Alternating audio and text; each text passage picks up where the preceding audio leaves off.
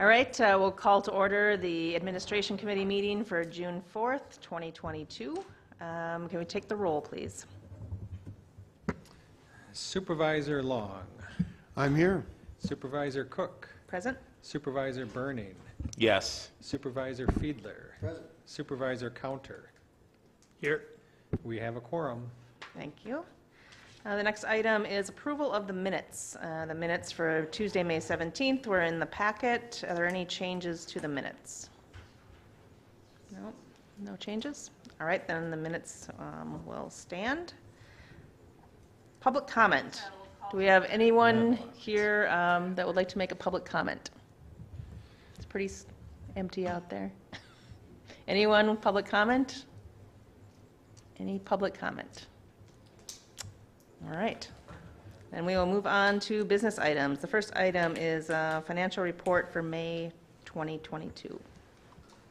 All right, so that financial report is in your packet. I can go over that line by line for you guys. I just did that. So maybe not line by line, but we'll jump to maybe some of the more interesting supporting sheets that we have in here. Scroll through the 20 pages of the report. So in there we have the Arpa project list. So that lists all of the funds that we have. This is actually the Kip one here then, right? No. No, this is the Arpa one. And then we also have the Kip one, which is here. So our capital improvement fund. All of the projects that we have on there. Looks like we're doing pretty good on those projects. And then the other supporting sheet is the cash balances, which we have a whole bunch of now that we've gotten our second tranche of money from the federal government and our bond proceeds, and we're keeping close tabs on Leah. Sales tax and vehicle registration is also in here. So an interesting thing with sales tax, as you can see, we've been averaging about $700,000 a year, but last year we hit over $1 million 3 times. We'd only hit over $1 million once in 2020, first time we'd ever broken that high. But those numbers are holding steady at maybe just a little bit lower rate. So you can almost mark the start of a recession by those sales tax numbers. Now, the county does something, though, with budgeting, in that the state says, well, based upon your trend, we're going to put your sales tax right here. So we budget here. We budget usually about $1 million below what the state projects that we're going to. And we do that for 2 reasons. One is to recession-proof the county. So if the numbers do come in lower because of an economic downturn, we don't have to start cutting programs. We've already accounted for that. And then on good years, when we do hit those projections or higher, that excess funds adds to the county's fund balance, which you guys have historically seen continue to go up because we've had some really good fiscal years here. And that excess fund balance then is usually transferred over into the capital improvement fund. And the capital improvement fund then is funded by cash flow rather than debt issuance. And so we're able to avoid interest expense and debt issuance expense by doing that. So 2 reasons why we do that, but here's a perfect example, it looks like is starting in 2022 here of why we're doing this. Any other questions on the financial reports? Supervisor Fiedler. I just had one, just relative generally to ARPA. We have received our second tranche of ARPA funds. We have, yes. We received it last Thursday. What do you see as the process by which this committee and other committees will engage in the discussion about what to do with the ARPA funds? Good question.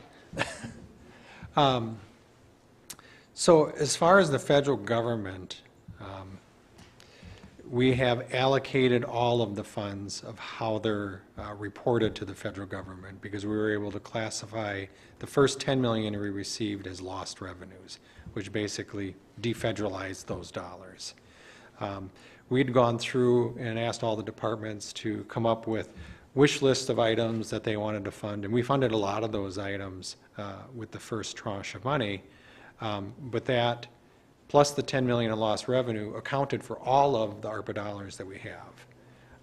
So on this spreadsheet, we do show a balance of $10,001,335, I think that says. So that's the amount of money that is unallocated by the county board. As far as federal reporting purposes, though, we're fully accounted for. So there's not a rush to do anything with it because we've spent all the money according to the federal government. How we spend it now, though, is still up to the county board, and I guess we really haven't determined what that process will be, when we're going to do it, or what we want to do. Fair enough, but do you think that would be a process we would engage in prior to looking at the 2023 budget in October and November? I mean, we certainly can. I wasn't in any rush to do anything with it, but I suppose we're going to have to do something eventually, so. What would you like? Supervisor Long? Can you cut me a check? No. Is there any time constraints on us deciding what we're going to, or how we're going to allocate that money?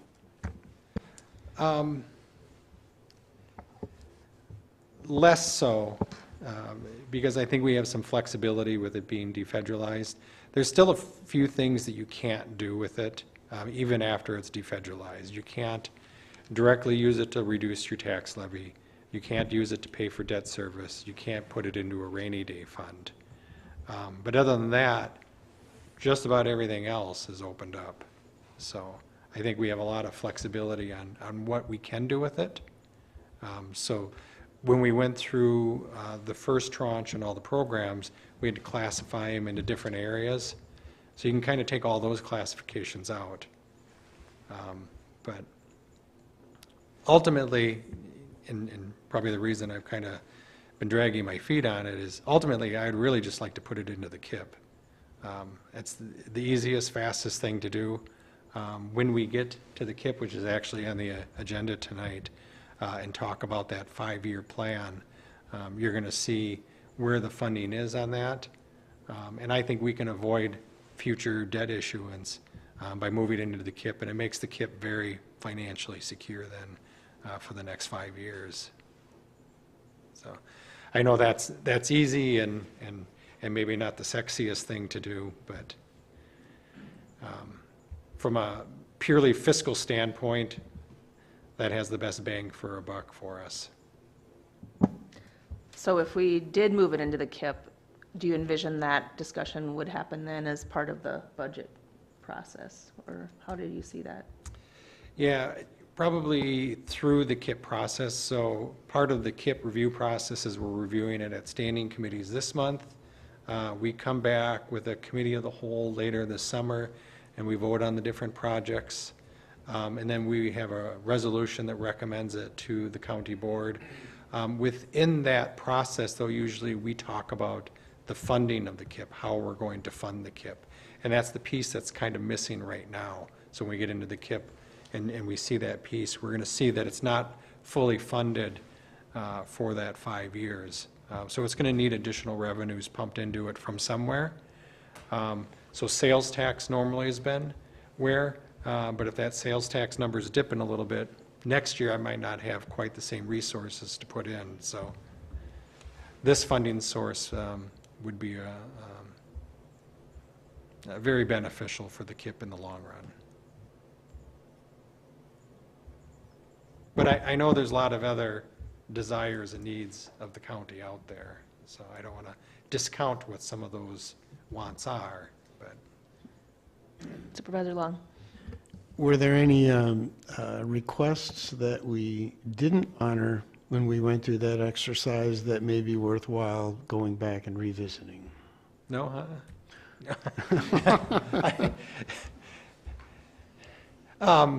you know, we actually funded a lot of the things off of that list. I think almost all of the HHS programs that were on there got funded. I think a lot of the ones that were not funded were parks and capital improvement related projects. So by moving it to the KIP, it actually does go back and address some of those. All right. Any other questions? Nope. All right. Thank you. So our next business item, a review of county self-funded health insurance plan. And it's my understanding today is just a presentation for information only, correct? So, and I believe we have Linda Skoglund here. You got it. Great. All right. Well, thanks for having me here tonight, you guys. We'll spend a little bit of time. We're gonna spend some time reviewing some claims, talk about some of the program management strategies that we've put in place that have been really successful. Talk about a plan design strategy, not just for 2023, but 2023 and beyond, and then just end up with any questions that you guys have. We'll try to get that addressed. So when we look at the financial reporting, when we look at 12 months rolling, the most recent 12 months rolling versus prior, our spending in the health plan is up pretty significantly. That's been driven by a couple of high months and a handful of high-cost claimants, some of which are no longer on the plan. So some of those high-cost claimants have terminated and some have been resolved. So when we look at where we're at currently versus where we're projected or forecasted, the forecast is actually much better looking forward than we have been looking backwards. We've been doing quite a bit from a program management point of view. One of the things that we did within the last 12 months is we conducted basically a population health management consult with the health and wellness team to realign where we're headed, where we're at right now, where we're headed, and what do we really want to focus on as a committee. We have beefed up education on the plan itself. It's been one of Audrey's, I would say she has done a really good job keeping benefit communication top of mind, including it in all town halls, and really helping people understand their role in helping control costs, and then how to get the most out of the benefit package overall at St. Croix County. We've also built in a transitions counts program that's helping your employees and their dependents when they're looking at change, all right? So separation of employment for a variety of reasons, whether that's retirement, whether it's a dependent aging off the plan. Those are all things that we are able to do to help people in transition find a solution and compare it to their options through COBRA, for example, or individual marketplace coverage. And that helps the county, and it also helps your employees in the form of offering them additional benefits. The WellBeats participation and overall well-being program participation is up, and this year we also did a mammogram bus, which was that was a good popular benefit. So just wanted to highlight a few of the things that we've been doing that have been a little bit different this year, and we've had some good results. Another new program that we started is a program called Omada Health. Omada Health is basically a management program, coaching and management program for folks that have diabetes or pre-diabetes or hypertension or a combination, okay? Which overall, the participation in this program has been great. We've had 103 applications and an acceptance rate of 91%, which is actually overall enrollment rate of 90% is well over the benchmark. So this has been a really popular, we figured it would be because of the diabetic population overall in the membership, but this has been a really popular benefit and it's growing. So people are talking positively about it. We've got a very high satisfaction rate in the program. Lots of pounds lost for the participants in the program, which also helps not only them personally, which is ultimately the overall goal, is to help the overall member, but it also helps the risk score of the group as we move forward. Aletheus is an advocacy tool that we implemented. It is a tool that helps employees navigate the healthcare system. Okay, so when we think about in our own lives, sometimes we can go years and years without needing insurance, and then all of a sudden you need something, and you don't, it's like, I don't know where to go, what to do. So Alethea is a tool to be able to not just help your employees navigate the coverages that they have, but also navigate the healthcare system and really encourage people through plan design and incentives to be able to seek high-value care when possible. So we've got incentives built into the plan to help encourage people to do this, but we've got lower utilization on this than what we'd like to see. We'll continue to encourage people to utilize the tool, but overall savings is about $9,000 on the plan, net of any incentives paid, and a pretty high acceptance rate of the recommendations of the advocacy tool. So we're happy with that. So let's talk a little bit about 2023 plan design and what we're projecting from a plan funding perspective. The actuary came back, and based on the way you're running into the future, they're anticipating that there will be a 2.25% need for funding increase for the 2023 plan design if we keep everything the same. So the overall goal on this was to see what we could do to get the funding down to a 2% increase for 2023. So when we were looking at this, we said, what we need to look at this beyond just 2023, and what does this look like in 2024 and beyond? So to get the plan funding need down to a flat 2%, we basically could keep the deductible the same, but increase the out-of-pocket. So when I talk about out-of-pocket, I'm talking about a combination of the deductible and any co-insurance that you would have relative to inpatient hospital claims or doctor's claims, et cetera. So if we increase that out-of-pocket by $300 for single coverage and $600 for family coverage, that would decrease that rate, that funding need, down to that flat 2%. So that's one option that we can look at for the 2023 plan year. But we also wanted to say, well, what would it look like if we started to move the direction toward offering an HSA qualified high deductible health plan for the 2024 plan year? And then what would our change be in 2023 to get us closer to that type of a plan design? Okay, so instead of having, a change in the out-of-pocket on the tail end, which would, maybe impact a smaller number of people, what if we moved the deductible a little bit? And we said, instead of having a $500 deductible, moving that deductible up to $750, that would bring the overall funding need down to 1.4%. It would also help if we were going to go that direction to an HSA, qualified HSA plan, the minimum deductible that we would be allowed to have a qualified high deductible plan will be $1,500 in 2023. So if we moved the deductible up slightly in 2023, from 500 to 750, and then look at what it would save us to, what it would save us to increase the deductible from 750 to 1,500 in 2024. We could take some of those savings and make a contribution to an HSA account on behalf of the employees, so thereby by giving them an additional benefit.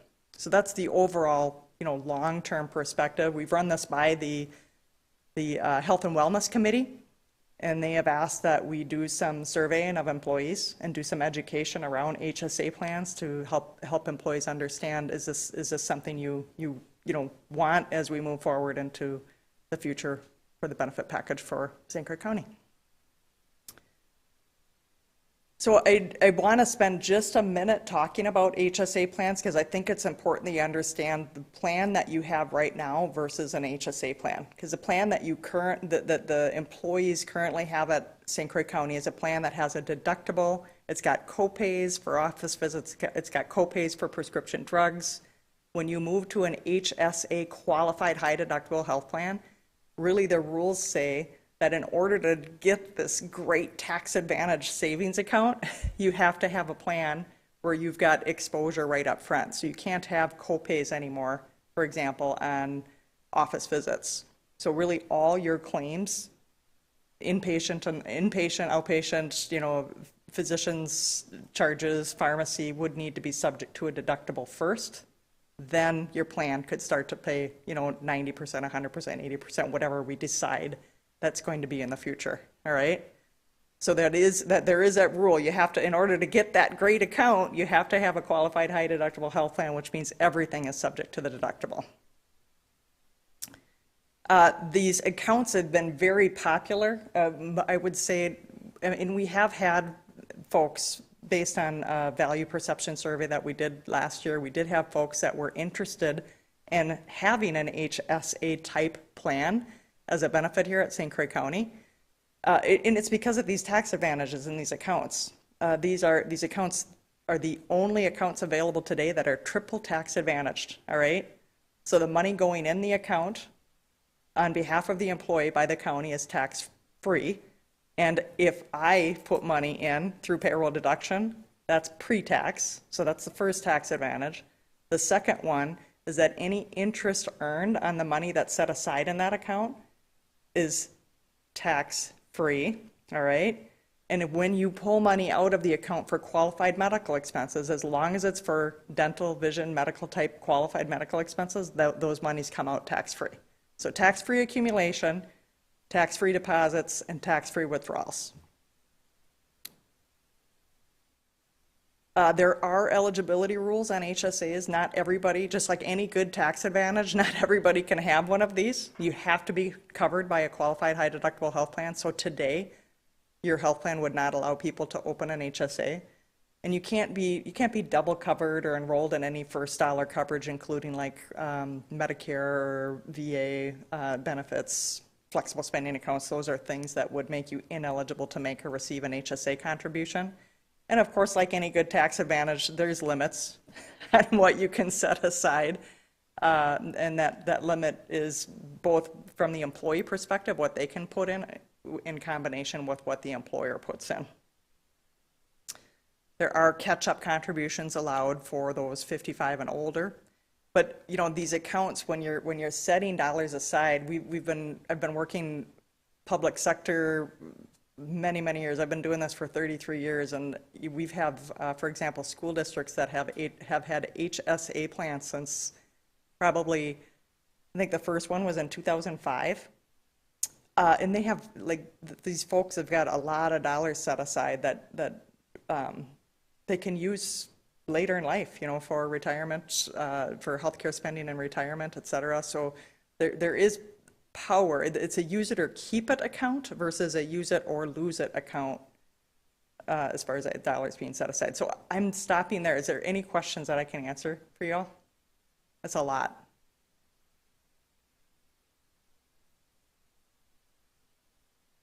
There we go. I did have one question. You mentioned there was interest in a survey of employees, and I'm just wondering, we all know that medical plans and expenses are confusing, and so if you ask somebody if they want an HSA, if they don't know a lot about it, the answer might be different. Are we planning any kind of informational session before the survey goes out? Or I'm not thinking just even like scenarios like, here's your current plan and this is, what it would normally cost you for the year, and then under an HSA, this is what it would cost you. Yeah, and Linda, I can speak to that one. Yeah, I've started to put together documentation. Jay Counter has provided some documentation. And first is trying to see what does everybody think of this idea, right? Is it something that we are really interested in moving forward before we actually go and spend all this time and energy communicating about HSAs and what that means? And I will say the last survey we did about 1.5 years ago, that's where we think there was confusion. People were you could put in just free form comments, and there was a lot of comments about, I want to go back to the HSA. We never had an HSA. We had an HRA. So there was some, you just see the confusion there. And so, yeah, we definitely need an education component to it before we would do another survey, because otherwise we'll get the same misguided results that we had 1.5 years ago. And we really want to know, is this a path that employees want to move forward on? Just in my own opinion, dealing with medical plans, the only other struggle I see with the survey is, what if they all say no? But then we have continuous bad plan years, and it's just inevitable that we are going to have to continue to grow our deductible, and we end up getting to a high deductible health plan anyway. What would the feelings be from employees if, so you gave us a survey, we told you we didn't want it, but you went that direction anyway, right? So I think that there's some pros and cons also to having that survey done. I think it's really good to get the information from the employees, but also help them understand that we still have to make those tough decisions, or we may have to make those tough decisions down the road. So. Supervisor Long. Been a huge fan of HSAs for many years. So I'm glad that we're at least entertaining that particular option. The one thing is it's certainly advantageous the younger you are, because you have a lot more years to accumulate funds for unexpected medical expenses. How do you address the question of someone who's a little older and really doesn't have that much time to accumulate to pay for some of those medical expenses that an HSA may not necessarily be a good option for? Yeah, that's a really good question. And it really, whether you're younger or older, it really is going to depend on how much of a utilizer you are of the plan, right? Because if you're, regardless of your age, if you're a high utilizer, with an HSA qualified high deductible health plan, when everything is subject to your deductible, it's different, right? Because you don't have those copays or pharmacy. It's probably the biggest challenge that we have when transitioning people, or I should say people, but employers going from traditional type coverage to HSA type plans. So it's a lot of education and preparing folks. And of course, transitioning with, hopefully finding the savings if we were to switch from a traditional plan to an HSA plan, finding those savings in the funding to be able to make a contribution to an HSA account.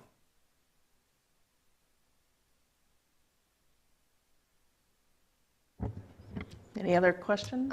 I have one, just public might want to know, or employees might want to know if they're watching.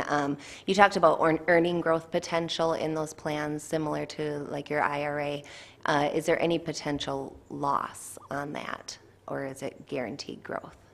That's a great question. These accounts can be invested if you choose to allow that, at the county level, or, we have employers that will basically make a contribution into an HSA account that is a bank account. They'll partner with a local bank, for example, or an administrator that is truly a savings account where there is no risk, but people do have the ability, just like you would have an individual IRA, you have the ability to transfer money out of that account into a mutual fund or anything that you would want to invest in, and then there would be risk, right? Because you'd have market risk of that account going up and down. But typically people, when employers are funding an HSA plan, they'll fund it into a passbook savings account. Then if it's okay, I had one more question, but question/comment. I know I also deal with retirees, and they have a lot of questions going into, being in the public sector, that they have the opportunity to retire, before they're 65, before they're Medicare eligible. And so a big concern of theirs is health insurance plans and what they're going to do into retirement for that. And right now we have a long-term sick bank that we can pay into a retiree health savings account. If that were to change some way, or that they would maybe look at this, right? That an HSA, that could really help me cover some of that cost into my retirement. But one thing about that is that usually it's the premiums that are so scary and so expensive, right? And so although you can cover your expenses, your medical claims with your HSA monies into retirement, that those funds can't be used towards health insurance premiums. And I just want to make sure that employees kind of understand that as well. And obviously, like you pointed out, we need to do a lot of education to get those good survey results. And if we did go that direction, we'd have a year to a year and a half to do a continuous education to make sure that employees are understanding what the plan can be used for, what it can't. But Exactly. That's a really good point. They can be used for COBRA premiums and Medicare premiums. Yes. Correct. COBRA and Medicare, not Medicare supplement or, group health premiums. All right, well, thank you very much for the pleasure. presentation. We will be looking at this on next agenda, is that your intent, Correct. Ken? Yeah, so the intent is that we wanted to give you the information this month, and you'll have the ability to think about it. But next month, we are going to ask you to vote on plan design changes. And so we kind of laid out 3 options there. We gave you a very short list because we aren't looking at a big increase, but leave the plan as it is, change the out-of-pockets to get us down to the 2%, which was the goal that I had for J Counter, which they came in really easily for, so, I don't think they worked hard enough yet. And third was to change the deductible to $750. That would get us down to that 1.4%. So those are kind of the 3 options that we have on the table right now for you to think about. But I'm going to ask for a vote next month on that. Okay. is it okay if I make some additional comments on that? Just if we are, coming to a vote next time, so just to add a little bit to the discussion, just in talking with the Health and Wellness Committee and some employees and kind of their concerns. But I think a lot of the concerns, right, is the education component. They don't know enough about it, and when you don't know things, it gets scary, right, and change is scary. And when you talk about moving to a high deductible health plan, and you're looking at that deductible increasing from $500 to $750 to $1,500, that really starts to impact the bottom dollar. So when I look at a renewal of 2%, by only impacting a small percent of the population of moving that out-of-pocket max from $2,000 to $2,300, I think that is a fantastic renewal option. To get a 2% renewal in itself is pretty amazing. So, to congratulate the people on using the products that we supplied to them to help keep that cost low and keep our claims low by not only using the products, but becoming consumers of their own healthcare, right? They're acknowledging, they're listening, and they want to know how they can use that healthcare to the best of their ability. And so I think being able to provide them with, and then, okay, I'm going to back up just one more thing. Right now, the economy, right, and how that is. And I hear the pain, not only from, right, the community, the taxpayers, but also the employee base. And so to ask them to not only pay more in premium, but to start paying more in deductible, which impacts everybody on the plan, I think that would be a really hard hit to morale overall. And I know we have to do what makes sense from a financial standpoint, but also from a, being in HR, from a retention and recruiting standpoint, keeping that benefit plan as rich as possible makes a big difference as well. And then just to overall morale, so my vote would be option 2. I think that it's a strong option with a good renewal rate, but I also understand the benefits of moving towards an HSA as well. So, thank you. I think we'll have more discussion about that next month. So, is there any information that the committee would like from Audrey or anyone else in advance of that meeting? Supervisor Counter? I was just wondering, did we get any report back, or is there any advice from the committee?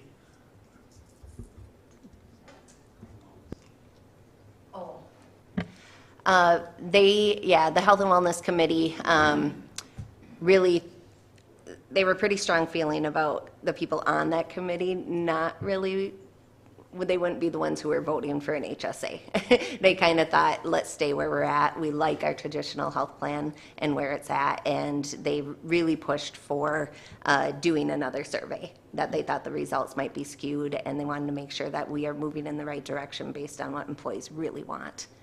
So they were pretty strongly voiced about their concerns with option 3.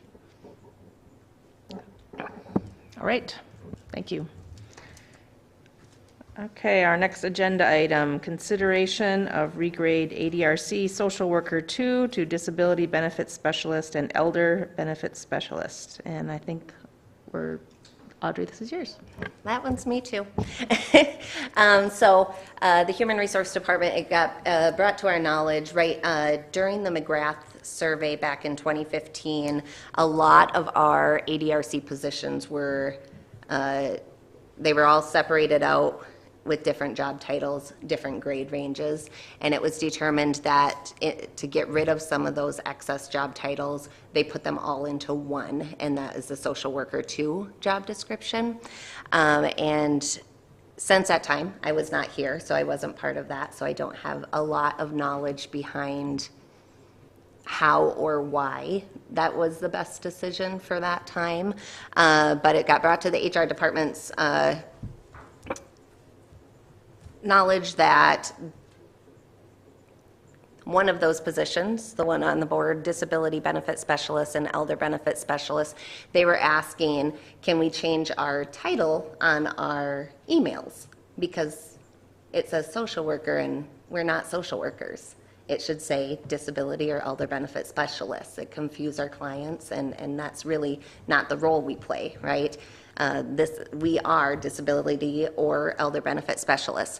And so when we looked at that, even from a hiring standpoint, to put out a job description for a social worker and try and recruit for a benefit specialist using that social worker job description also doesn't make a lot of sense. So that made us get to kind of a situation where we thought, well, let's fix this, right? What is the best business sense moving forward? We need a new job description, and with that, we should have you fill out PDQs and look at that grade to see, if right now you're graded under a social worker job description and the jobs that they do and the requirements that are for their education and their experience requirements, let's make sure that you're in the right grade as well. So we went to the employees, we did PDQs, we went with the Mcgrath system, we figured out the point system with the employees, their supervisor, and leadership of HHS.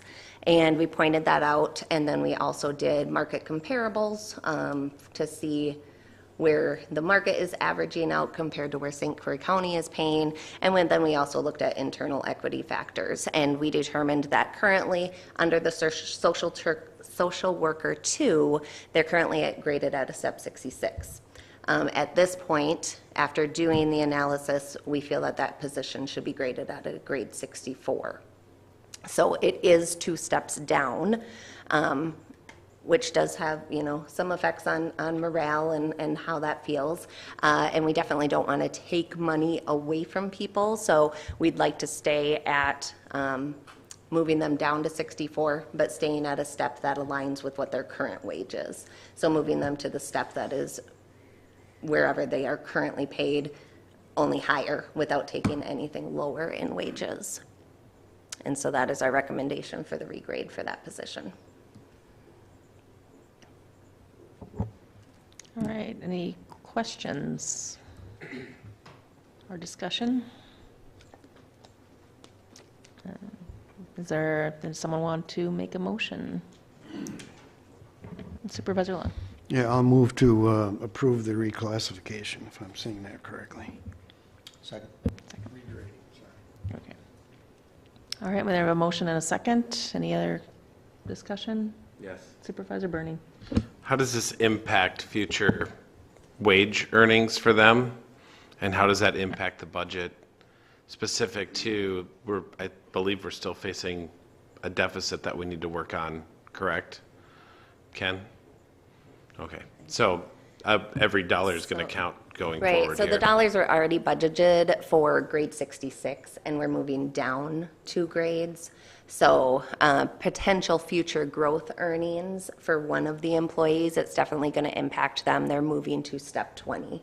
So unless there are future COLAs, that person is now at the max cap of where they would be. If they had stayed on grade 66, they would still have that potential growth, right? They were only at step 12. So we're actually minimizing budget overall in that aspect. The other employee that it is impacting, I do have it incorrect on there. They're step 5 and moving to step 11 instead of step 3 and step 8. But once again, if that person were to stay with the county long-term, it could over time have some potential future growth earning impact on that employee as well. The third employee it impacts actually doesn't, because she was graded at a 64 already as a social worker 1 instead of a social worker 2. So she just got retitled to the elder benefit specialist title. So when it comes to these specific employees, like they're going from where they could earn potentially more down the road, and we're moving them to a position where they're not going to be able to earn more. Right. Okay, so I guess my question would be, what's stopping us from not detrimenting the employee's advancement ability, but give them the title they want? I mean, what stops us? Can anyone explain that to me? I mean, Internal equity. I'm sorry. Internal equity. Okay, can that be explained? So the Mcgrath wage grid is based upon education, experience, and job duties. And so everyone's classified by that. And as long as we stay consistent and classify all the employees based upon the same criteria, then we have consistency among there. Once you start making exceptions and pulling these people out and those people out, you're kind of pulling the strings out of the system. So my recommendation is always black and white, follow the rules. It's the way it's designed, do it the way it's designed. You end up with a lot less problems in the long run by just following the rules. That's what I tell my son anyways. Thanks, Dad. All right, any other discussion? So we're ready to vote. All those in favor? Aye. Aye. Opposed? Motion's carried. Thank you. Okay, next item, consideration of creating a broadband subcommittee. This was requested by me. So for those of you that were on the admin committee previous to the term, we talked briefly about this and then thought, well, we should maybe see what happens in the coming months and move it to in a future discussion. So I wanted to bring it back for conversation because, as you know, as from a county board, we've had a lot of discussion about broadband, and it's in the news a lot. There's discussion about it as a critical piece of infrastructure, and so we paid for that broadband study last year. We got the results last year at least, and I know we had a presentation at the county board, but I don't feel like we really got into a conversation on the recommendations. And so what I'm proposing here is to create a subcommittee that basically would look at, well, the goal would be for 3 purposes. 1, to review the recommendations from the broadband study in more depth, and then identify potential opportunities or options that the county can pursue for a multi-year approach. That doesn't, I'm not saying the county is providing broadband, I just think we should look at the options that were presented. The second one would be to provide an opportunity for stakeholders in the county to share their perspectives and their needs regarding broadband in St. Croix County. We did have a survey, but I think would be opportunity for more conversation. And then the third purpose is really, and this is one of the larger reasons, is I want to make sure that St. Croix County is in a position, we're in a good position to be an engaged and an informed partner when as part of the Infrastructure Act, the state will be receiving $100 million at least, as I mentioned at the last board meeting, and the state has to engage the counties and the cities as part of their planning process as they create a 5-year plan. So I prefer that we have had the conversations and are prepared for that discussion versus just being reactive when those conversations come out. So I don't see any particular goal of this committee as far as what we would do for broadband. I know we've already allocated some of our ARPA funding as part, as from those public-private partnerships for the potential grant. But I feel like there would be value in some additional review and discussion about the process. And so I would envision maybe 5 supervisors on the committee as a potential for conversation. I know I had one supervisor reach out to me after the county board meeting. For sure that's interested in participating if this committee decides to move forward with the process. So that is my proposal. Discussion. Supervisor Fiedler. Chairman, thank you. I think it's a good idea overall. I would only ask, would you, or maybe I'm asking the administrator as well, would you entertain in addition to supervisor members that there might be some, I'll call them citizen committee members? Yes, I mean, I would entertain that idea. I think there's potentially value in that. Supervisor Long. Yeah, part of our discussion last time around was not that we didn't want to accomplish a lot of those things and stay in touch with what the state's doing and stay in touch with the progress that the providers are making in the county. But I think the main question was, is a subcommittee the right mechanism or the right approach to accomplish that? And I would just ask, is this something that we could do as an administration committee as opposed to creating a separate committee? So I guess I'm not really sure. I agree with what we're trying to accomplish. I totally agree we need to keep in touch with what's going on at the state. We need to keep in touch with the providers. We need to make sure that we're moving along and making progress. I'm just not convinced that a subcommittee is necessarily the right approach.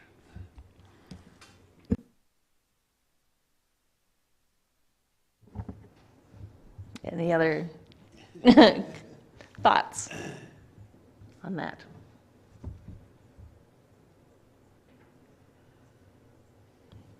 No other thoughts?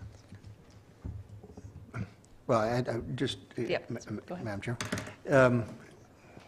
I would guess from what we've said or not said that there's a general consensus that we need to focus on it. I had simply raised the idea that perhaps some outside, either general citizen participation or expert participation might assist us.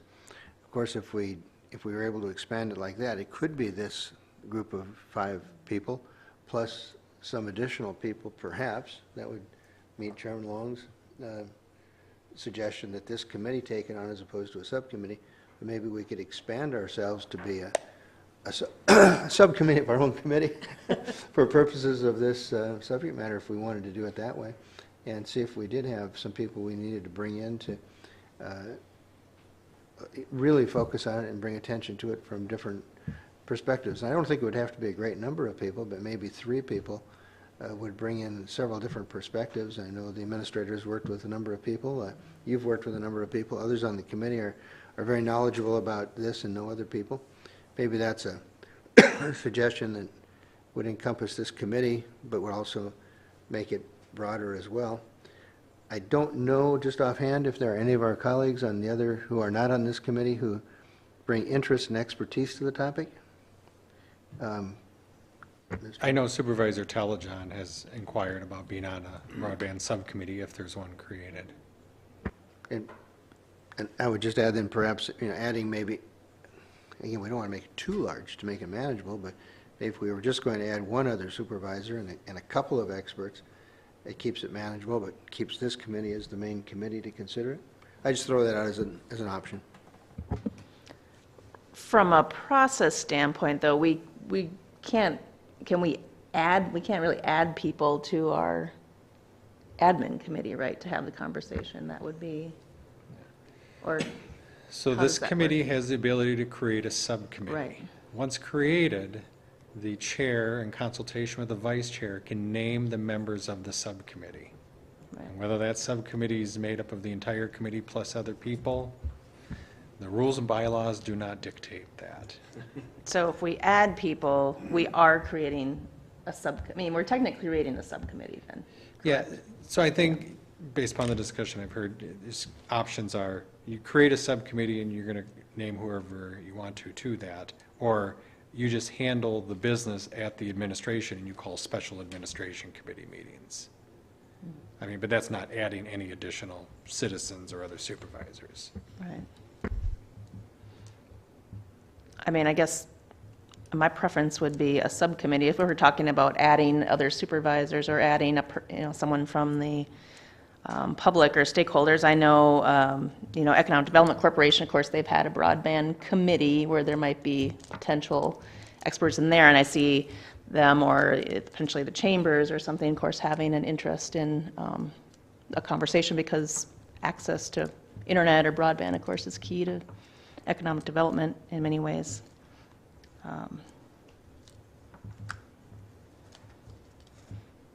Any thoughts, Supervisor Burning?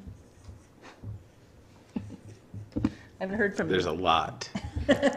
No, Let's hear 'em. in this case, I'm for it, having a telecom background. There's a lot of nuance that goes into broadband and delivering home internet service and business internet service. So I think it's a good idea to have a specialized committee and bring some outside. I mean, I'm thinking of people that I know in St. Croix County that are in the industry but aren't necessarily tied to a specific stakeholder either. So it kind of brings that separation enough to where there's no self-serving interest, so to speak. So, I mean, I like it. That's my thoughts. I could see the thoughts turning. Supervisor Fiedler. So to bring it to a head, I'll try a motion. Sure. It'll try to capture exactly what I think people have been saying, that we authorize the chair to commit a subcommittee of this committee, with such members either from the rest of the board or outside experts as she deems suitable for such subcommittee. Okay. Oh. Okay. I have a Supervisor Counter, second. point of inquiry. Supervisor Burning. Do we need to make a motion on this, or does the chair have the authority to do this? No, we need a motion. So the We do, chair okay. names the members once the committee creates the subcommittee. Okay. All right. So we have a motion and a second. All in favor? Aye. Aye. Aye. Opposed? Okay, motion's carried. And so if there are folks that you think should be a part of this subcommittee, I think let me know, or let's have a conversation about that after the meeting. All right, thank you. Do you want me to reach out to some of the people that I have in mind to see if they're interested? Sure.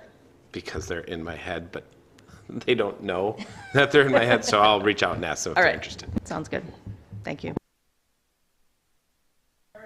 Oh, there we go. All right, item 5, 2023 Capital Improvement Plan Budget. And I believe this is Leah's item? Yeah, so you guys have all been through this process before, but I'll go through and just summarize a little bit of the capital improvement plan. This is a 5-year plan. We started it around May this year, and then it goes through the budget adoption. So we reach out to the department heads, and they provide us with the input and feedback on their new projects for the next 5 years. And then obviously this will be the introduction for the 2023 to 2027 plan. And we'll go through these, and we're bringing them all back to the standing committees that report to these different departments, and for your first look at these for the 27 year, and then any additional ones that have been added. So I'll go through them, And if you have any questions, please stop me along the way. I'll just point out the color coding on this. The red is the new plans. So those have been newly added for this year, or at least to the plan this year. Most of them will be in 27, but there are some additional ones throughout, starting in 23 forward. There is also the blue. That means there is a change, whether there was dollars added or reduced, or it was moved from one year to another, and I'll go through that when we go through each plan on the specifics of those changes. We'll start at the top, and if you have any questions, just let me know. For the first project, it's a recurring project, building remodeling. So this is the amount that we spend on the building for just any additional projects that come up, whether it be office changes or furniture purchases, things like that. You'll see 200,000 has been added in 27, otherwise everything has remained the same. The next project for equipment, electrical equipment, again, all the dollar amounts from 23 to 26 have remained the same, with the additional amount in 27. You'll see that one in 27 is a little bit larger. There's some additional equipment that's been added to that, mini loader, skid steer, things like that nature. The following project is the HVAC replacement. Again, this has remained the same for the 23 to 26 years, with the new additions in 27 of 80,000. And then we have safety and security. Everything has remained the same, just an additional amount added in 27. And then we have the parking lot patch and seal. Everything is remaining the same on that one as well, no additional changes to that project. The next project for the new roof for the DD building, you will see that one is in blue. There were some changes on that project. That project is actually approved in this year's budget for 2022. And it was approved for $225,000. However, due to inflation, we are not going forward with this project this year. We're moving it to 23 and increasing those dollars to $400,000. So 225 will carry over from this year's current budget. The following project is a new folding machine. I believe this is for Treasury. The generator replacement, the next project. This project was moved from 23 to 27. So that's the reason that one is in blue. The next project we have is the parking lot for the DD building. This project was moved from 25 to 27. And I think it went down a little bit too. The price went down a little. Obviously, for the projections for 27, those amounts are subject to change. All right. And then we have the roof replacement for the services center. As you can see, this project did increase, well, you guys can't see that, but the project did increase from 570,000 to 900. So that is a significant increase. The costs of roofs have increased significantly. And then we have the solar array in Baldwin. That one has remained the same, that project. There's no changes on that project. We replaced the Government Center West driveway. That one has remained the same as well. We have some landscaping at the nursing home. This project was actually moved up. This one was moved in from 26 to 23. And then they did add on some new landscaping costs for 27. Then we have the solar panels for the government center. That one was 730, and that one remained the same for 26. And then we come into the section where there are all the new projects. So these would be the first time you guys are looking at these. These were not on the KIP plan in prior years. A lot of them here are in 27. So we have a fire sprinkler system, an HVAC for the DD building for 360,000. Replace hot water plant for the nursing home for 300. The grease trap in the nursing home for 30,000. Another fire sprinkler for Baldwin Building, that's 800. And then you'll see we have the courtroom equipment. We did notice they did have to replace some of the equipment in there this year, so they are putting this on as a reoccurring item. While it is for the courts, it does fall under, we put it under facilities, just placement on the spreadsheet and where it's costed to. So you'll see there's actually going to be about 10,000 or so spent this year, and then 10,000 from 23 to 25. I know. He really likes it when I do that. He does not. And then there is one additional project that was just brought up the other day. It is not on this spreadsheet, but I do want to mention it. It is for the coolers for the ME's office. They need additional larger coolers. We will bring it forward on the next KIP meeting or the next capital project, probably the committee of the whole in September or August. So we'll bring it up at that point. But that will be an additional 40,000 for 2023, and then 15,000 for 2024. Were you going to explain the problem, why we No, I'm need to not. add it? Oh, okay. I'm not going to. And trust me, you guys don't want to hear it. Yeah, we just need larger coolers. Okay, so then we'll move on to the IT section. Most of these are the recurring the first one is the recurring projects, no change. We just added on the 150 for 2027, and then copy machines for clerks and DA's office. So the one is on 2023 is for 18,000. For that was for DA's office, and then there's an additional one for the courts in 27, and these are reoccurring, so you'll see these every 5 years. And next we go to, I believe, the transportation. So these are the fleet vehicles for the facility, for the county. You'll see the first line item is for the ADRC transportation. The site transportation vehicles, so those have remained the same, just an additional add-on in 27 for 75,000. I believe that's for a van. And then the last one is for the general fleet vehicles. Those are on a 5-year rotation plan, and that we just added the 270,000 for 2027. So this is your first look at these. If you have any thoughts or concerns, please bring them up to us now so we can address that before we go to the committee of the whole. And then otherwise we will present the whole plan at the committee of the whole later on this fall, late summer. And then at that point is when we'll be voting on these items.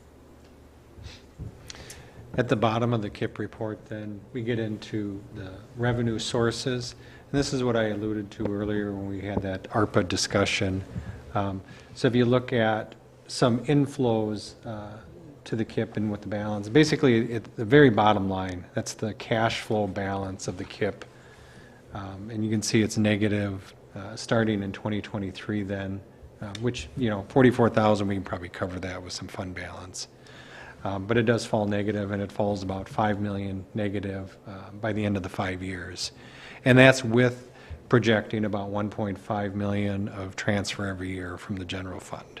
So even after that, 5 years, 7.5 million transfer in, it would still be negative.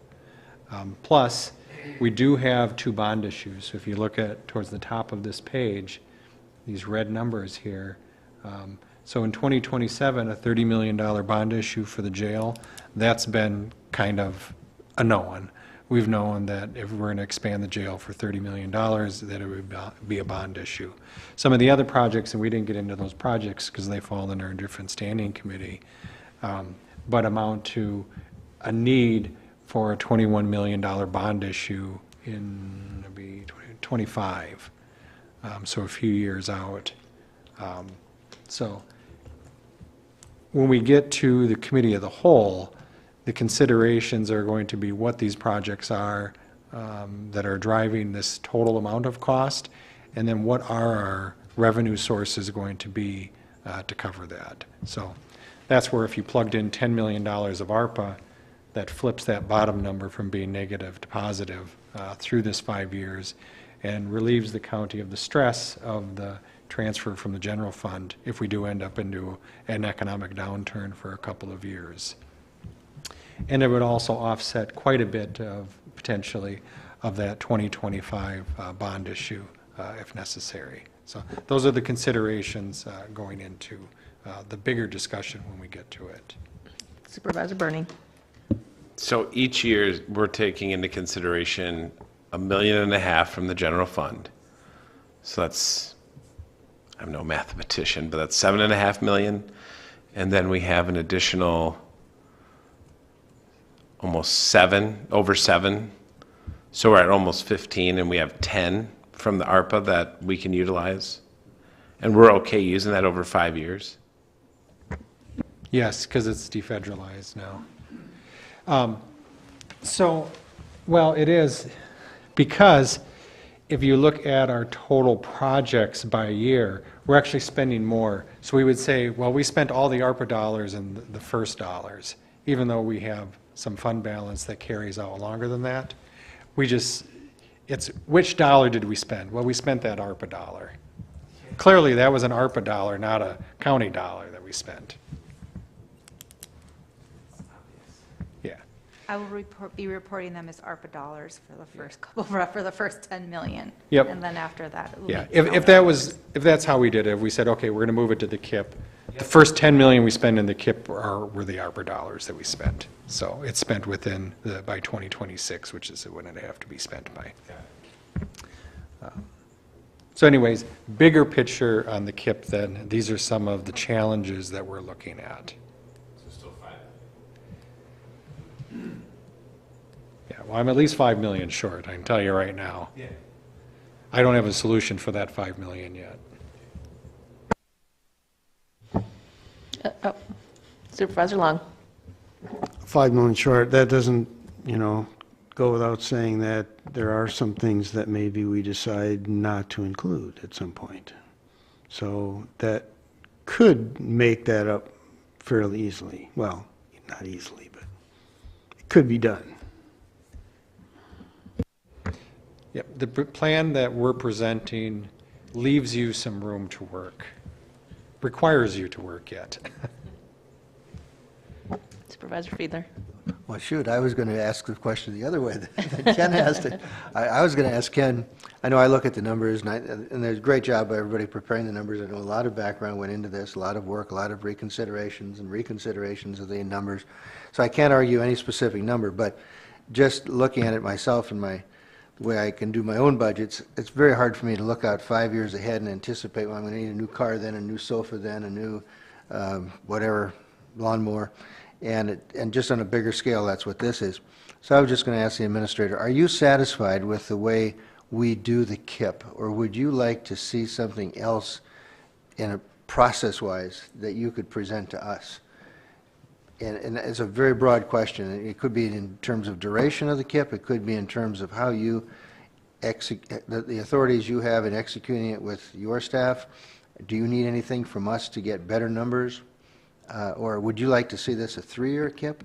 Or is there any general comment you'd make to us that you think the system could work better if we did it better?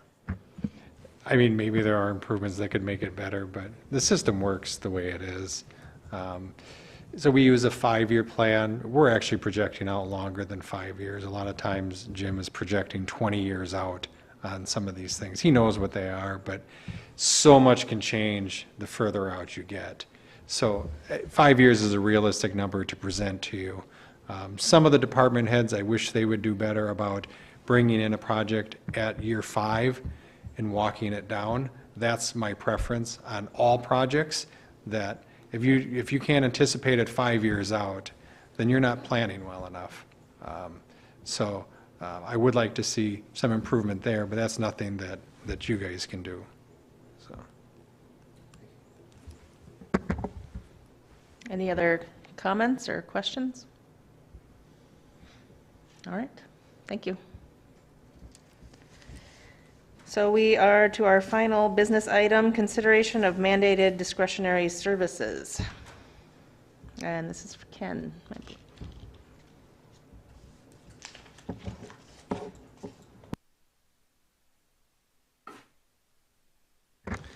All right, spreadsheet's full of tiny words instead of numbers this time.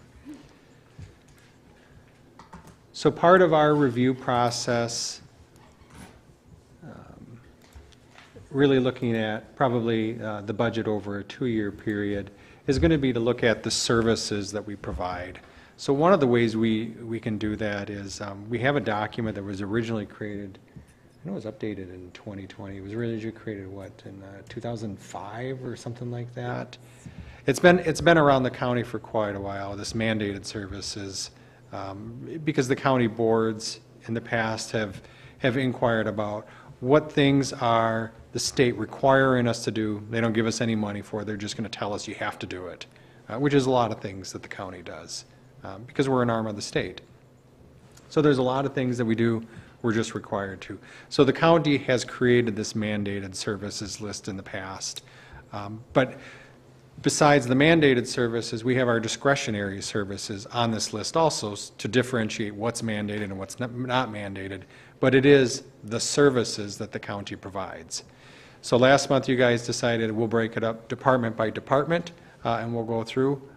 So I volunteered to be the very first one to be reviewed to set that template.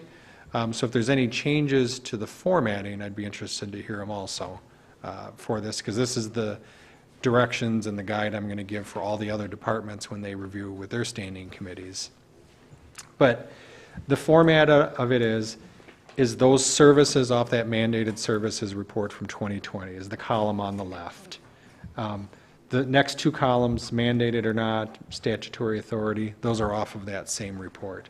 The other columns then are an expansion of that. And so what we're trying to do with the other columns is give a description, so more of a layman's terms description. So not just a quote from the state statutes, the exact wording out of the statutes. We're going to give maybe a more layman term of what it is. And then we're going to talk about priority. And I originally had planned on, numbers, rank them 1 through 10, but I think there's like 18 of them or something on here, and it really it became cumbersome to say, is this one a 7, an 8, or a 9? And so I simplified that a bit just to a high, medium, low. So you could focus in maybe quickly on what side of the spectrum you want to look at. Service level, so is there different levels of service that are providing? Is there different options that are able to provide? And administration is maybe a really boring one to look at, because we're really just a lot of paper-driven, management type stuff. But service delivery is one of the questions that we have on here. And then the final 2 are expenses. What is the expense for that service you're providing? And then what is the funding for that service? Does that service have a separate funding?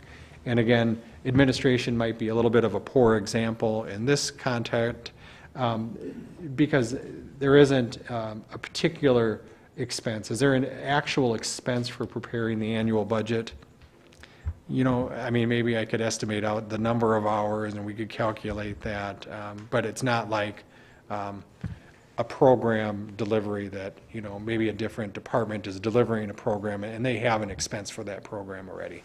It's going to be more pertinent for them. And again, funding, 100% tax levy funded. There are no other funding sources for county administration. It's the tax levy. So again, a little bit more boring presentation for administration. So that's the format of all of this content. I'm also giving instruction then to each of the department heads that they be prepared to answer these questions. We prepared these questions for your benefit, that these are things that you may want to consider asking on any particular line item. The department head should be prepared to talk about any question that you have relative to any line on the spreadsheet. We didn't prepare that ahead of time because this is already cumbersome enough that all the department heads are going to be preparing these without answering all those questions too, when there may be only 1 or 2 lines on this entire form that are of interest to you. So let's focus on the ones that are of interest and go over those. So with that background, I guess I'm going to just open it up to which lines on here are of interest to you, and we can then discuss those lines further, because so many of them are pretty basic, routine, boring things. Ken, I have a kind of a more general question. So the priority line, high, medium, low, how is the preparer of the document, like, what is their framework for priority? Is the priority, are they thinking it's a high priority for citizens, it's a high priority for the department goals, it's a high priority for the county board? Like, what is the framework when determining that? My framework was based upon the organization. Is this a priority for the organization? I guess that's the context that I look at it from. So, for me, that's how I did it. And is that the direction that since I'm assuming, at the end, there's a potential that we'll be looking at all these services in a way that we're comparing them to one another. Someone could look at them that way. So is that the direction that you'll be giving department heads, like the context for prioritization based on the organization value? If that's the direction that you guys would like to see it, if you have a different methodology that you'd like, now would be a great time to make that change, because none of the other departments have finalized anything like this yet. Yeah. Okay. Supervisor Long? I would think a lot of it depends on the service, because if the service is being delivered to the citizens, then it would be, the priority would be how important is it for our citizens as opposed to the organization. So I think that the priority would change depending upon the nature of the service. I don't know if that's... Yeah, and administration is an internal service. A lot of your reports are going to be internal service funds. So, our clients are the county and other departments, whereas, a direct service provider that's working and serving citizens directly could have a different perspective on that. Yeah, I see that. And just a quick follow-up. I wonder, and maybe this is what your intention is, but to go through the list to get an idea of which one of those items is a department head really, or is the committee interested in going into these additional questions? So that may save them some time. Like, I know there's 15 items out of 30 that I need to make sure I'm prepared with these questions, and the other ones I don't have to worry about. Would that save them some time? Because I want to make sure that they're focusing on service and the department head does the right thing about getting all the background in terms of the questionnaire. Sure. Yeah, narrowing the list down definitely would save preparation time. So.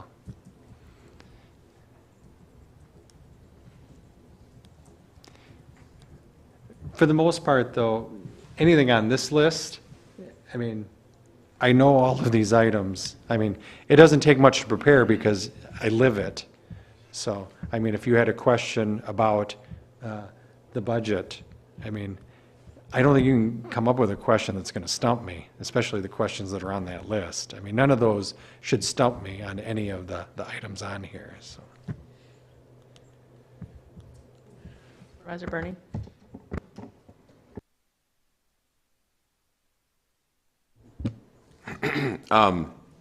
So just in the format of this, instead of getting it in a PDF, can we actually get it as a separate Excel document so that we can make notes in there, add our own whatever?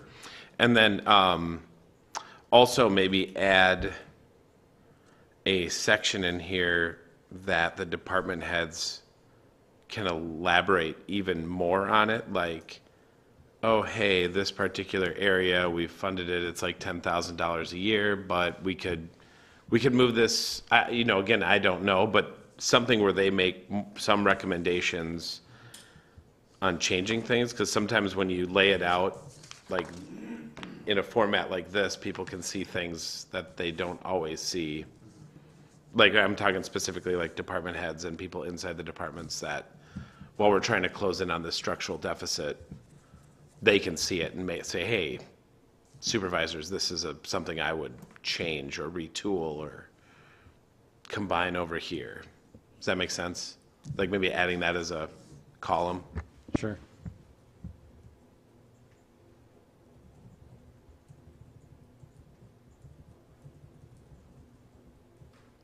So really just more of a commentary column?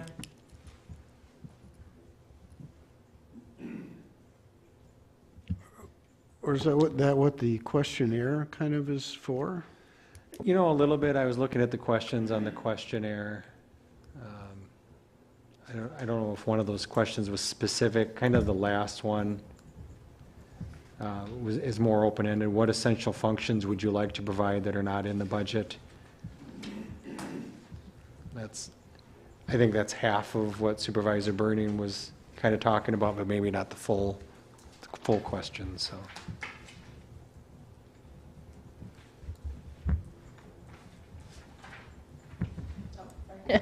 You're way down there. Supervisor Counter. I just had a question on the third one in the spreadsheet. It says ensure observation enforcement for state, federal laws and local ordinances, and then legal requirements for enforcement laws. Is this, and then I look at the function of the administration.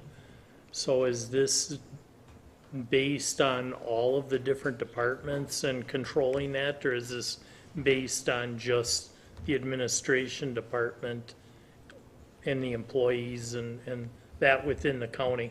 Yeah, I mean, I have to confer with legal counsel on this, but I think my legal authority for enforcement is through other departments, not through my personal actions. I probably shouldn't be pulling over a speeder on a county highway. Well, Although the meant mayor it of as- Madison has done that in the past, but yeah, I meant it Long time more ago. so Oh, yeah. as that Big story. it's in regards to like enforcement of ordinances within the entire of St. Croix County versus is this just for the happenings within the county facilities and all of that, the operations? So the statute itself is a little bit longer, but it indicates that the county administrator shall take care that every county ordinance and state or federal law is observed, enforced, and administered within his county if the ordinance or law is subject to enforcement by the county administrator or any other person supervised by the county administrator. So it's basically his supervision of all the other departments that are required to enforce the ordinances or the statutes or the regulations. You're welcome.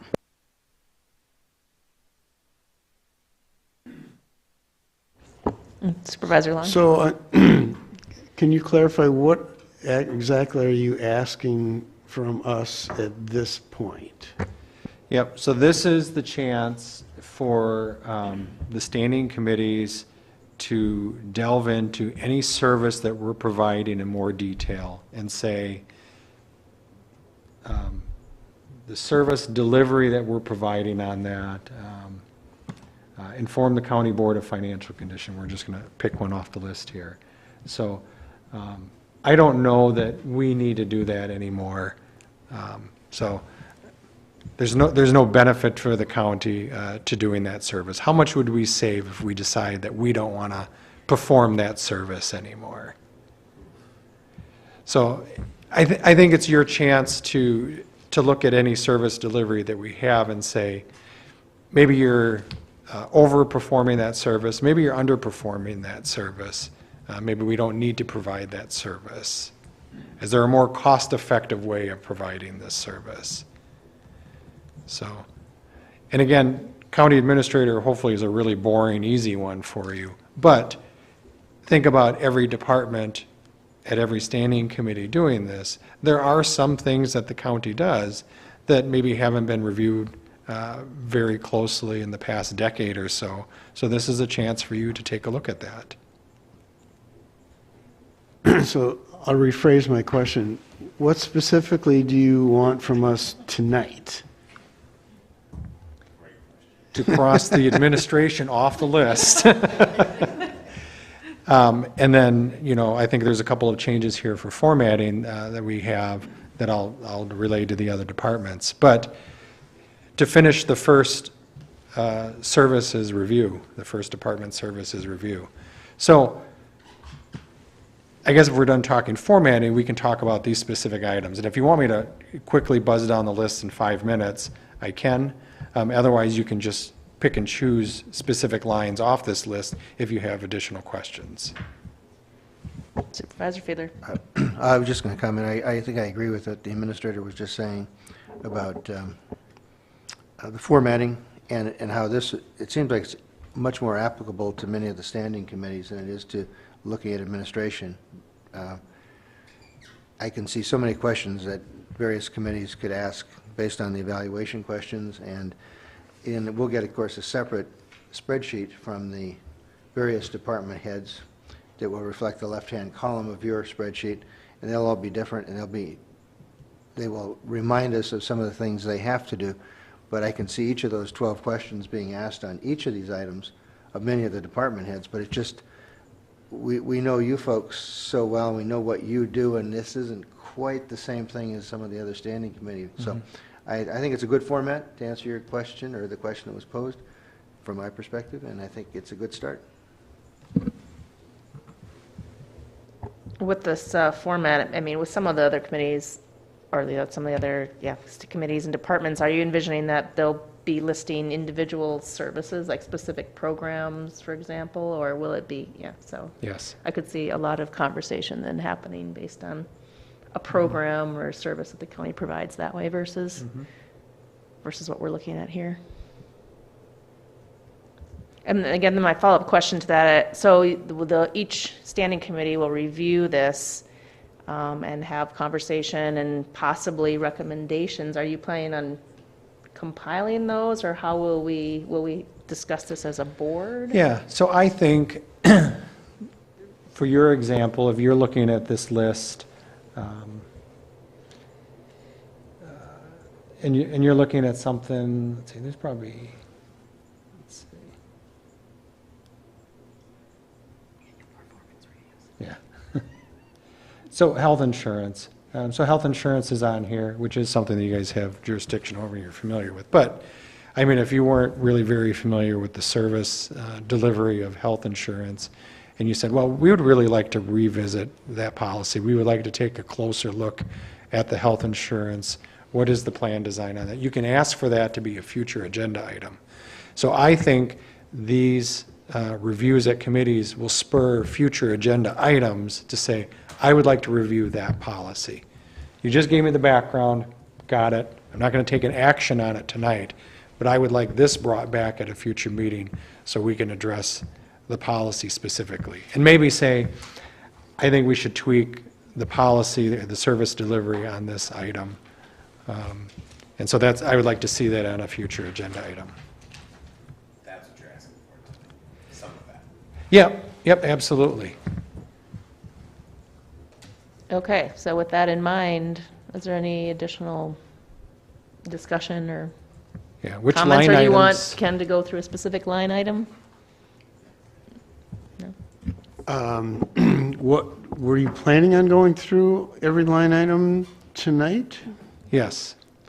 Okay, just checking. So I don't think every line item has to be reviewed in detail. I think you can tell me which line items are of interest to you, and we will review just those.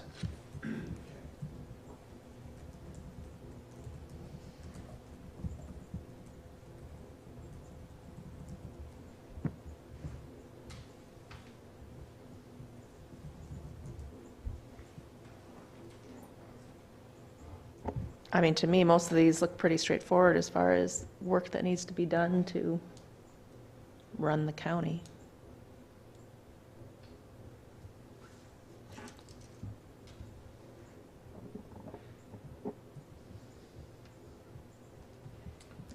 Supervisor Burning. So looking at some of these, like how we self-insure quite a bit of stuff, of our coverage, have we explored ways to mitigate some of the astronomical hits we've taken? Like what happened out in Baldwin with transportation and some of the other, like, is that something that we should be looking at by your suggestion, or is that kind of moot because we're covered so well, or we have enough cash, or the premiums are too high? I don't know any of that. So is that worth exploring from your perspective? Yeah, so we can talk about that one. So that's liability and property insurance, that's second to last line. Yep, so our liability insurance fund, we're largely self-insured. So we have a $500,000 deductible on liability claims. We have over a $3 million fund balance in that fund. So we have a very healthy balance to cover any losses that we may have. We'd have several claims maxed out before we would have any losses. And then we have an aggregate deductible of 1.5 million, so you'd only have 3 max claims in a year anyways.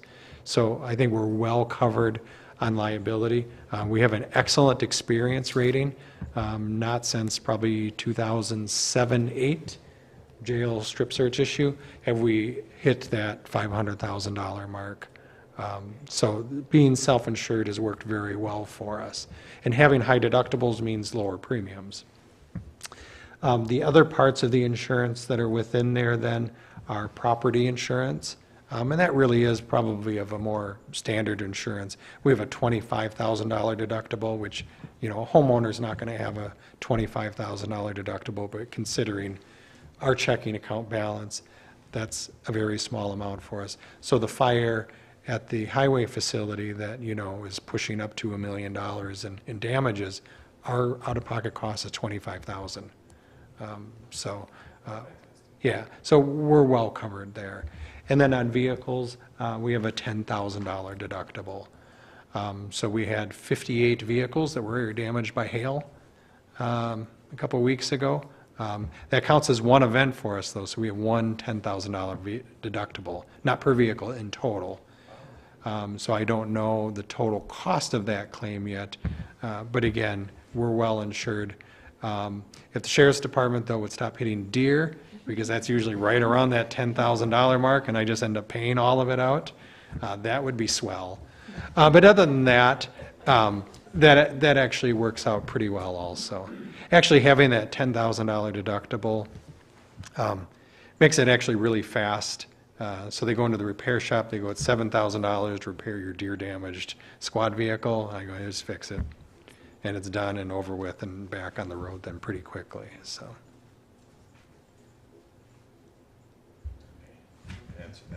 Yep. Supervisor Long. There's a couple items that we don't necessarily need to cover tonight, but I Okay. would like to get into more detail on. With all due respect, I think it's good to have at least conversation about the public information officer to make sure that that's worked well for us. I Yep. think it has, but at least have the discussion. And then we're going to be talking about the health insurance, and I'm assuming that's within this category of the health and dental insurance. Yes. I think we need to get into detail on the retirement health savings, with regard to the long-term sick bank, and also the workers' compensation. Okay. Yep. So on the PIO, I think one of the things that we can do is give you, because it's been about 2 years now, Adam? Yeah, we can give you a report on how that position has developed and grown over those 2 years. Has become a very valuable position for the county, so I think you'll be pleasantly surprised with that report. But we can have that worked up and presented at a future meeting. Health insurance, I think we're good on that one because we did have a presentation tonight, and you'll be voting on that next month. If there are additional pieces of that that you would like to know about, we certainly can go into that. So basically, our health insurance plan is we're self-funded, but we reinsure, similar to like the $500,000 deductible on our liability insurance. We have a $175,000 individual stop loss. So if somebody has a cancer that cost $1 million, we pay the first $175,000, then we have a reinsurance that kicks in. And so we end up with, 2, sometimes 3 or 4 employees every year that are hitting that reinsurance stop loss amounts. And so that's why we have it. That's what that coverage level is at. Otherwise, health insurance is really just the plan design that we have the county or the administration committee approve every year, any changes to that plan design, and we're self-insured. Dental insurance, we'd actually just changed last year to a self-insured model for dental. It's, for the employee, they really see no difference. It's a Delta dental network. So you go to the doctor, it's a preferred provider, gives us discounted rates. We go through a third-party administrator, but we just pay those medical costs in full then at those negotiated rates till the employees hit their $1,000 annual limit on dental insurance. So that's a lower cost to us. We'll just have more variation in actual cost from buying an off-the-shelf plan from Delta Dental. So that's health insurance. I don't know that we need to bring that back to a separate meeting other than next month when we vote. On the retirement health savings, I know that's an issue that Supervisor Hansen has brought up in the past. That's part of our policy on, it's in one of our personnel policies, so we can revisit that policy. But that policy is if you retire from the county, if you're retirement age eligible and you separate from the county, you're going to get paid out this long-term sick leave. Long-term sick leave accumulates, basically it's your excess PTO. So we accumulate PTO. When you've exceeded 320 hours in your PTO bank, it dumps over into this other bucket, long-term sick leave bank. Long-term sick leave bank can be used for any absences of 3 days or more. Or this payout at retirement. I will confess to you that that benefit is greater than any county that I'm familiar with. I'm not familiar with any other counties that pay out long-term sick leave bank, and certainly not an uncapped long-term sick leave bank like we have, which is why we've had payouts in excess of $200,000. So that probably is a policy that we could take a look at. The workers' comp, the workers' compensation, so we are one of the self-insured work comp companies in the state of Wisconsin. There's not a lot of them, but again, we have a reinsurance level. And so any individual work comp claim, we're reinsured at $550,000 or $650,000 if they're law enforcement. And we've only hit that once in the past 6 years, an individual claim that's exceeded that dollar amount. So we pay directly all costs related to work comp. And again, I think it's cost effective for the county to administer the program that way. Probably the one thing that we do in that program though, and I made note of it, is Wisconsin has a work comp law. And when you buy a work comp insurance off the shelf, they give you the state law. And the state law says if you have lost time, the first 3 days are unpaid. The employee has to use their own PTO for lost work. Days 4 through 6 are then paid, and once you hit day 7 or 9 or something like that, you actually retroactively go back and pay those first 3 days, other than the day of injury is always a person's personal time. Now the pay, though, is at 66% of their 52-week average gross. So you look back at the last 52 weeks, what's their average? So if they missed 40 hours of work, you take that average times the 40 hours and then multiply by 66%. So they get 2/3 of what they would normally make. Now, when the insurance company pays that, that is tax-free payment though. And so a 2/3 tax-free payment really nets out pretty closely to what an employee's gross would be after taxes or before taxes. We do something a little bit differently here, and I don't know why, but we can make up our own rules because we're self-insured as long as we're not worse than what the state is. So we provide employees for the first 6 months of injury 100% of their pay, but we make it taxable. So we're costing ourselves more money but the net benefit to the employee rarely is probably not much different. So that would be something that I think we could take a look at that policy, and if that's something that we still want to continue to do. I think it's an employee perception issue. Well, I want to get my full pay, I don't want to get 66% of my pay, but I don't know that they understand the tax ramifications either way. So we can put that policy on a future agenda also to take a look at, but that's the background on that one.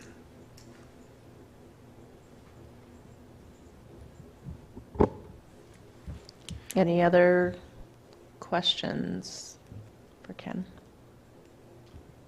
Supervisor Long? I was curious about the developing a safety program in compliance with whatever that is. It's the last one on the first page. Yeah.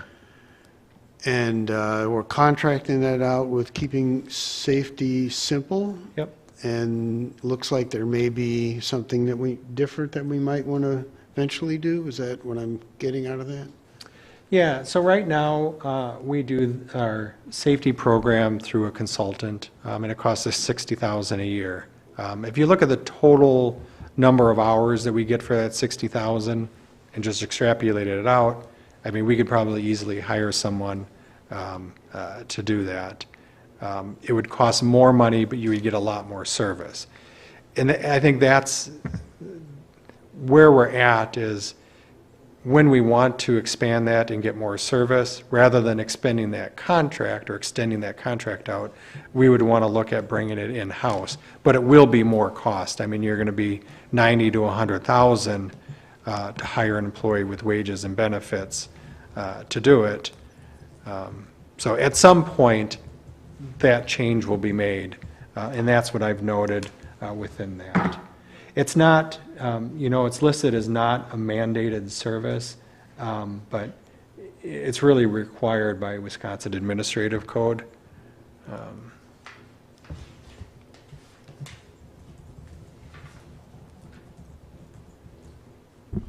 Supervisor Cowner? So in that program, do they provide you with all of your safety program policies then, and your MSDS, and gather all the information for you to bind it, or what, just a little background on the service they provide?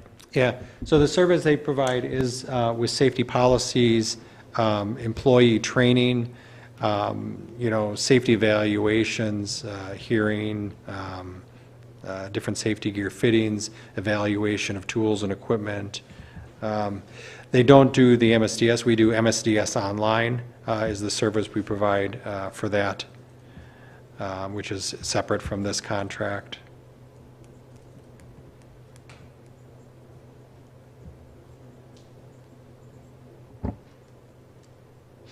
Any other questions? Yep. All right. All right. It looks So like I we have a have- few items. that Yeah, are so back. 3 homework items then would be a report on the PIO, long-term sick leave bank, and work comp policies, bringing those back at a future meeting for review. All right. Thank you for being our guinea pig in this Yeah. process. Yep. So we're going to add, let's see if I read my own writing. Oh, it's an F. We're going to format as an Excel spreadsheet instead of a PDF. And we're going to add a commentary column at the end, so department heads can add more color and flavor if they want to. And next month, you will have Corporation Counsel in front of the admin committee, so we're looking forward to that. Oh, yeah. Supervisor Fiedler. No, I was just this might have been embedded in one of the things in the left-hand column, but support the administration committee. Yeah. I mean, it's a pretty big job, Yeah. honestly. All right. So requests for future agenda items. Does anyone have a request? Supervisor Fiedler. I don't know if this is appropriate or not, but at our last meeting, and it wasn't on the agenda, that's why I asked if it's appropriate or not, we talked about the library funding. And I know there were things in the works. Is it appropriate to ask for an update on that? No.